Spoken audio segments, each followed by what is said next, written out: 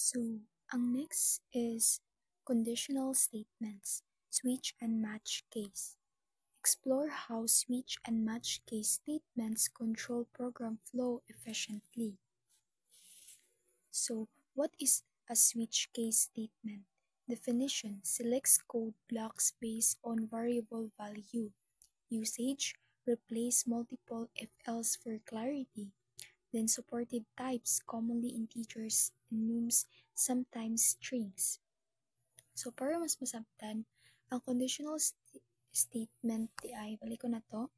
Statement is, ang conditional statement kay mga kondisyon gigamit sa programming para mo decide kung unsa ang buhaton sa program based sa usa ka kondisyon.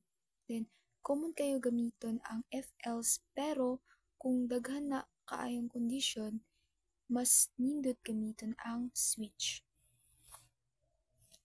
Then, ang switch case statement is mopili og block daghang if else. Then, supported sa Java, C ug C++ ug JavaScript.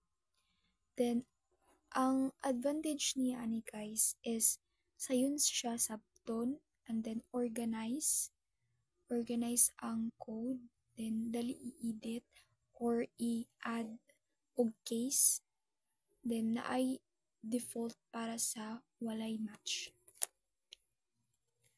So here is na flowchart there guys, mo flowchart. Then basic syntax of switch case.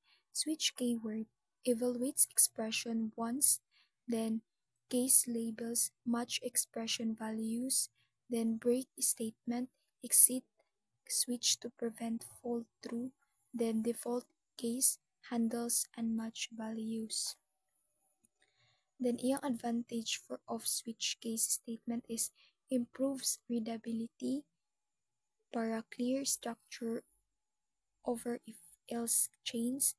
Then potential performance benefit is compiler optimization possible, then enhanced maintainability for easier to add or modify cases. Muna siyang flowchart rin guys. Then introduction to match case statement. Ang match statement sa Python parehas sa switch kay mas powerful. So here, language support, Python 3.10 plus, then Rust, Scala also have match. Yung purpose is more powerful expressive pattern matching. So na siya feature of match case statement. First is pattern matching. Dria is match complex data structure, then guards, conditional checks within cases, then binding, extract data from match patterns. So sa feature guys is makabuhat og mas complex pa nga mga para ma-checks, and then pwede maghatag og like if condition sulod sa case, then pwede mo extract ang data gikan sa pattern. Then mo na dira switch versus match case. Then key differences nila. So sa complexity, ang switch case is simple value matching. Then sa match case, complex pattern allowed.